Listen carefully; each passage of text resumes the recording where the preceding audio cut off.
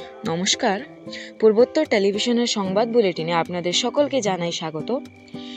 2026 সালের বিধানসভা নির্বাচনকে সামনে রেখে বরাক উপত্যকার রাজনীতিতে ক্রমশ বাড়ছে উত্তাপ। একদিকে কংগ্রেস প্রার্থী প্রত্যাশীদের তৎপরতা, অন্যদিকে বিজেপির অন্দরে টিকিট বন্টন ঘিরে অস্বস্তি। সব মিলিয়ে বদলাতে শুরু করেছে রাজনৈতিক সমীকরণ। প্রথমেই হাইলাকান্দি জেলার প্রসঙ্গ। আয়ুষ্মান ভারত স্বাস্থ্য কার্ড সংক্রান্ত একটি বিতর্কিত মামলার সঙ্গে নাম জড়ানো এক ব্যক্তির সোনাই বিধানসভা কেন্দ্র থেকে কংগ্রেস টিকিট প্রত্যাশা নিয়ে রাজনৈতিক মহল জুড়ে আলোচনা শুরু হয়েছে। ইন্দিরা ভবনের দরজা খোলা থাকলেও বিষয়টি নিয়ে দলের অন্দরেই প্রশ্ন উঠেছে বলে সূত্রের খবর।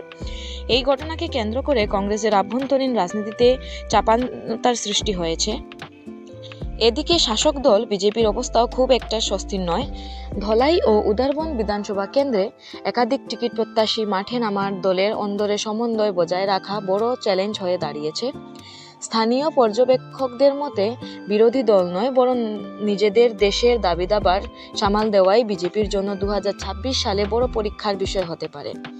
অন্যদিকে ডিলিমিটেশনের পর বরখলা বিধানসভা কেন্দ্রে রাজনৈতিক সমীকরণেও বড় পরিবর্তনের ইঙ্গিত মিলছে। নতুন আসন বিন্যাস ও ভোটের কাঠামোর ফলে সেখানে ত্রিমুখী লড়াইয়ের সম্ভাবনা তৈরি হয়েছে। বিজেপি কংগ্রেসের পাশাপাশি বিজেপির মহিলা শাখার এক নেত্রী অনুরাধা দেবের বাসভবনে একাধিক প্রার্থী প্রত্যাশীর চিঠি পৌঁছানো নিয়ে শুরু হয়েছে জোর রাজনৈতিক আলোচনা। এই ঘটনাকে কেন্দ্র করে দলীয় অন্দরে মতবিরোধ ও অসন্তোষের গুঞ্জন শোনা যাচ্ছে। সবশেষে কংগ্রেস শিবিরের দিকেও নজর রাজনৈতিক মহলের। রাজ্যের রাজনীতিতে জল্পনা, অসমের মুখ্যমন্ত্রী হিমন্ত বিশ্ব শর্মার বিরুদ্ধে লড়াইয়ে কংগ্রেসের নেতৃত্বে গুরুত্বপূর্ণ ভূমিকা নিতে পারেন প্রিয়াঙ্কা গান্ধী। যদিও এ বিষয়ে এখনও দলীয়ভাবে কোনো আনুষ্ঠানিক ঘোষণা হয়নি, তবু এই সম্ভাবনা ঘিরে রাজনৈতিক মহলে চর্চা তুঙ্গে। ধন্যবাদ।